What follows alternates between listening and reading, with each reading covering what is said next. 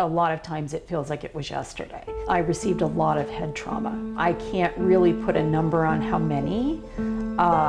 It was a lot. I was sure he was going to kill me. Carrie Walker is a domestic violence traumatic brain injury survivor. When I got diagnosed, I was stunned. The diagnosis came many years after the abuse. Severe headaches, double vision.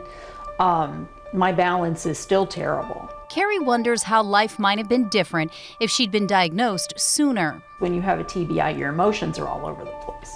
It's hard to regulate yourself. It's harder to make decisions. It's harder to make a plan to get away. Researchers say 92% of battered women reported head injuries, with most suffering at least one concussion. The exact numbers aren't known because reporting and verification of these injuries simply doesn't exist.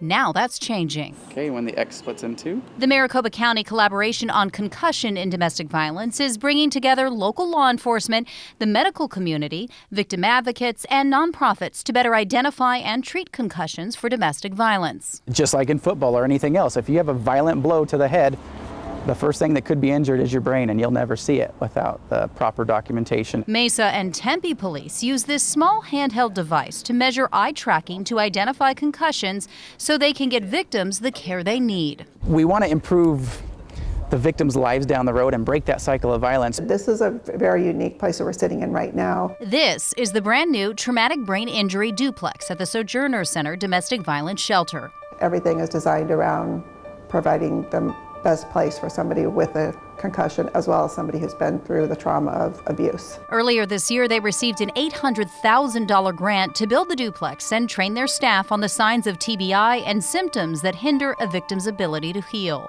Abusers tell the victim that they're no good, that they're stupid, they can't do anything. Inspired by her own experiences, Carrie now works directly with women seeking refuge at Sojourner. A lot of it is head trauma. They just ignore their symptoms and they go on, they're in survival mode. Here, in a Zen-like atmosphere, victims have a chance to understand their head injuries and abuse and heal. Victims can look at themselves and go, wow, this might really be something that's impacting me. It can make a huge difference in how people move forward. Untreated, severe brain injuries can cause memory loss, confusion, depression, and eventually even dementia. The grant also supports the Cactus Foundation to better diagnose and treat concussions. No two concussions are the same. And neither are the reasons why people ignore the symptoms. The motivation in professional football is financial, largely.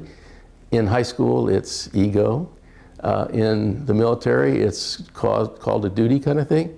This is a totally different culture. Concussions in domestic violence not only needs to be studied and needs to be funded to allow us to make those resources available. This collaboration is all about getting a better understanding of the frequency of concussions in domestic violence victims and the best ways to heal that injury and the long-term cycle of abuse. What I hope is that we can get bigger and that we can serve more people. Nicole Kreitz, Arizona's Family. Experts say the more we understand traumatic brain injuries in domestic violence, the better we'll be at getting victims more effective treatment as well as support.